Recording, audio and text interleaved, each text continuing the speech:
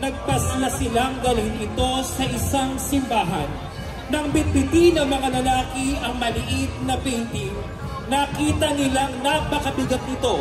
Sinubukan nilang maglayag sa direksyon na may tatlong icon.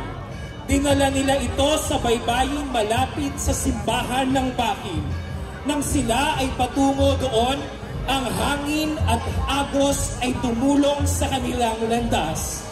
Paglapag, iniwan nila ang mabigat na imahen sa isang bato upang maipagpatuloy nila ang kanilang mga tungkulin sa pangingisda.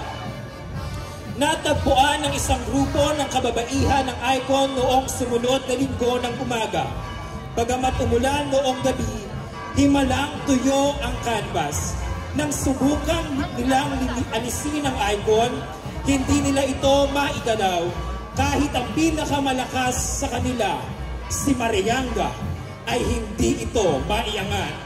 Mabilis nilang sinabihan ng kura paroko na siya namang tumawag sa mga sakristan, koro at mga nagsisimba sa misa upang kunin ang imahen habang itinataas nila ang icon. At siya namang paggaan nito.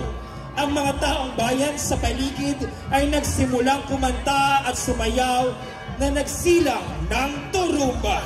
Nakadambana ang Birhen ng Turumba sa parokya ng San Pedro Alcantara sa Bakin, Laguna.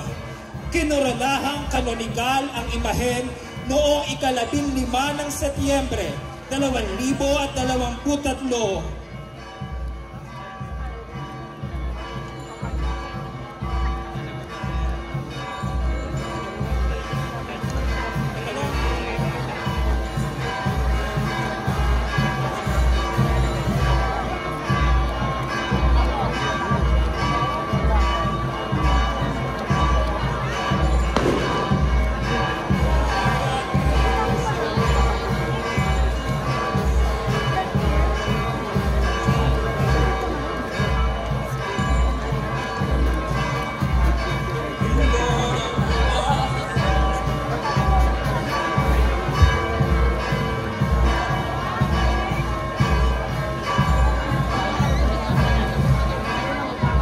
Ipasalubungan natin ng masigabong palakpakan ang Nuestra Señora de los Dolores de Turumba sa Birhen!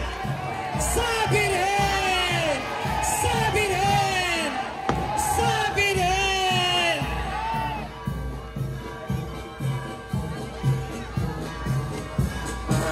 Ang imahen ay nasa pangangalaga ni Dr.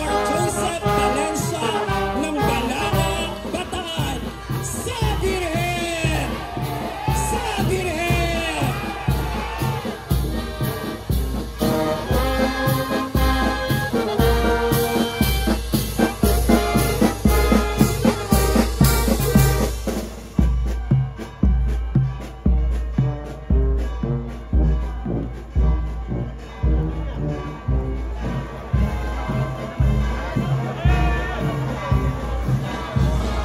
Nuestra Señora del Santísimo Rosario, Laval de Manila.